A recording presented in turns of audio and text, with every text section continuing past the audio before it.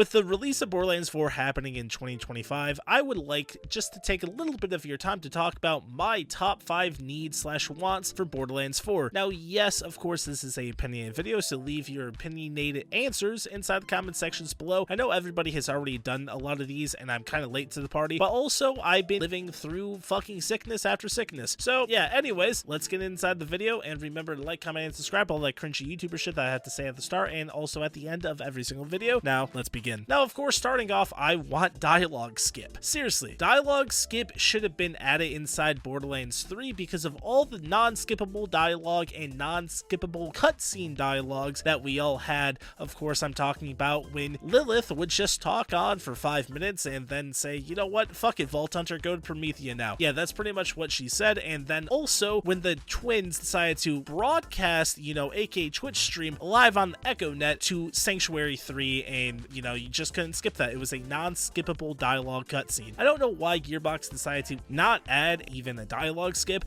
I don't think Gearbox truly thought that people would complain about so much of this game's dialogue, but here we are, we're complaining about it. Please, for the love of God, add dialogue skip. Honestly, you don't even need to do it for the first playthrough. I feel like everybody should enjoy the dialogue for the first playthrough and then activate dialogue skip after you complete your first playthrough of Borderlands 4. Now, moving on to my next top 5 needs is dedicated drops. So Borderlands 3 technically does have dedicated drops now, but when it first released, everybody would just farm Trot and Graveward and then get up to max level, and then you would have all this recommended overpowered gear, but we didn't have farmable sources back then. Sure, we did with a lot of drops, but they were so congested loot pools that everybody just decided, you know what, let's farm all these random ass bosses because the world drop luck is so good and we really don't even need to farm these dedicated sources. Like, honestly, if you were to come to tell me that the lob dropped from Graveward before dedicated drops were a thing inside Borderlands 3, I would tell you that, hey, you know what, that might be true, that might not be, because I legitimately did not know.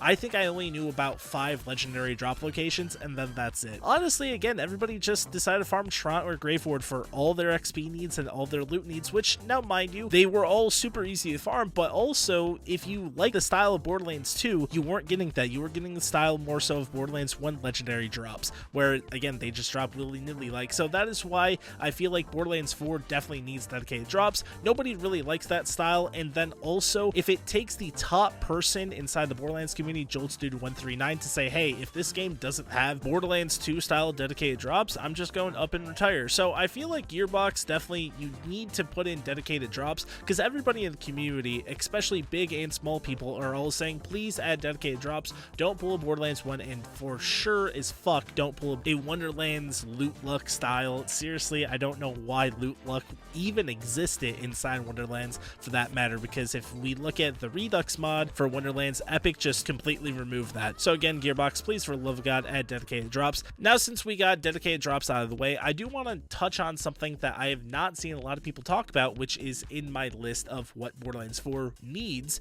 instead of wants. I truly think that Borderlands 4 needs this, and it's make TVHM playable again.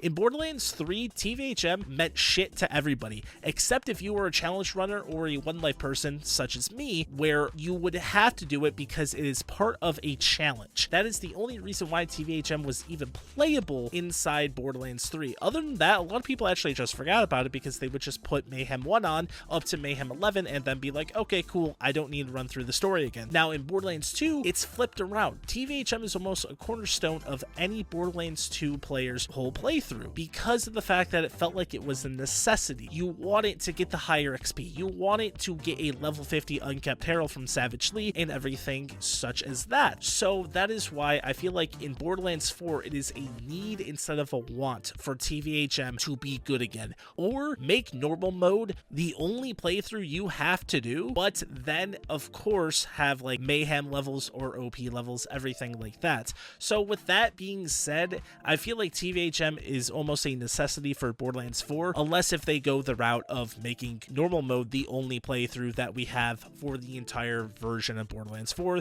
that will be at launch, and of course they'll probably try to add it during a DLC or something like that. But if you do, please make it a necessity where we actually need to go through it, because as I said, Borderlands 3, it felt like it was just there. Nobody wanted to actually play it. Nobody wanted to go through the story again.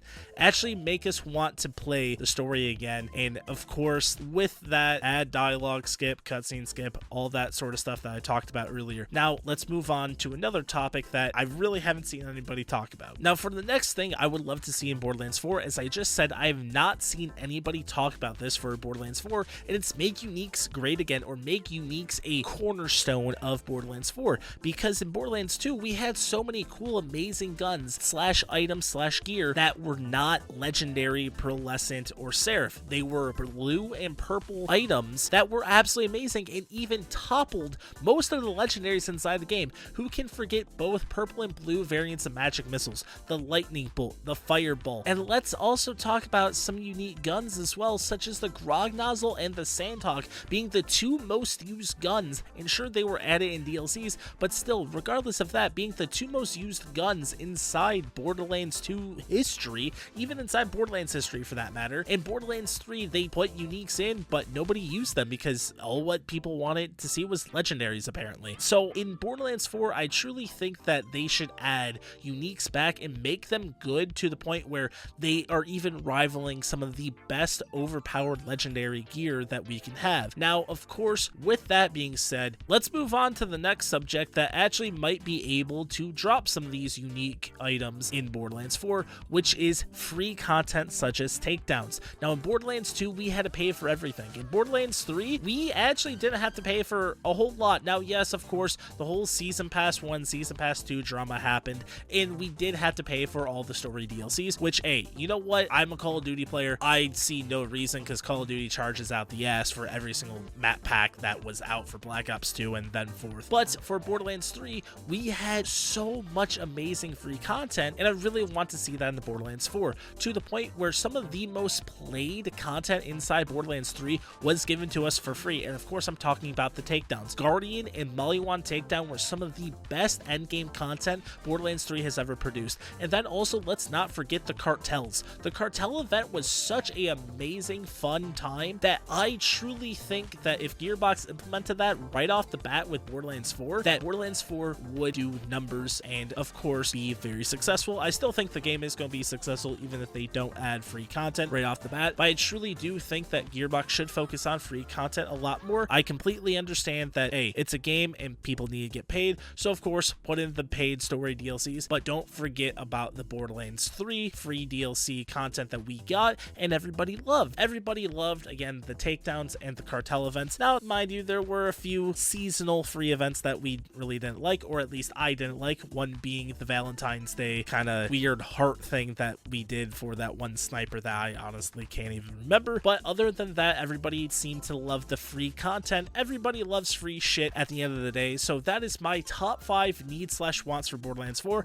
Thank you everybody so much for watching. Again, the top 5 needs slash wants in Borderlands 4. I really do appreciate this, and if you do like these sort of ranty style videos where I'm just kind of doing it all in one take, it's just me, my microphone, and I, you know, just vibing out, I really do appreciate that. But if you don't, I completely understand that because of the fact that it's kind of all a jumbled mess. But again, that's sort of how I make these sort of videos. But for real, thank you guys so much for all the support recently. You guys have been absolutely killing it. I just really want to talk about real quick, I do have 2 more videos coming out. One is a Borderlands 4 top 5 don't want, so definitely check out that if you do like this sort of video. It's going to be another ranty style. And then we also have the top 10 worst guns or top 10 most unuseful guns inside Borderlands 2. Still kind of working out a name and also still trying to get that tier list out. Sorry for the fact of the matter that I haven't been posting a lot on here. I've been trying to. I'm actually taking a week off of streaming to post all these videos, or to at least make all of them.